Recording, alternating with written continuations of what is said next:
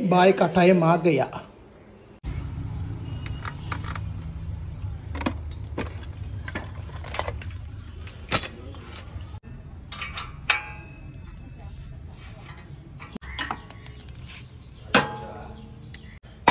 అమ్మా ఇప్పుడు దీంతో బయట రౌండ్ కొడదాం, ఎలా ఉంటుంది చూద్దాం రాబసా మామూలుగా ఉండదు రాడే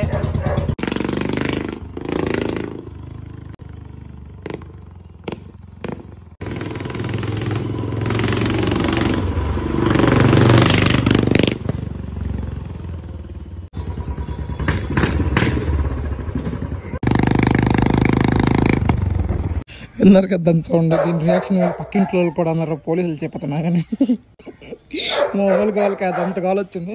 ఇక ఇప్పుడు మళ్ళీ దీన్ని పెట్టుదాం. ఇది పెట్టిన తర్వాత మళ్ళీ దీని సౌండ్ కూడా వినిపిస్తా.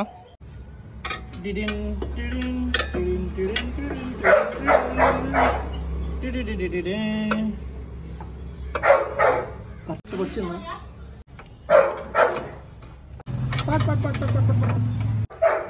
మళ్ళీ 20 days తర్వాత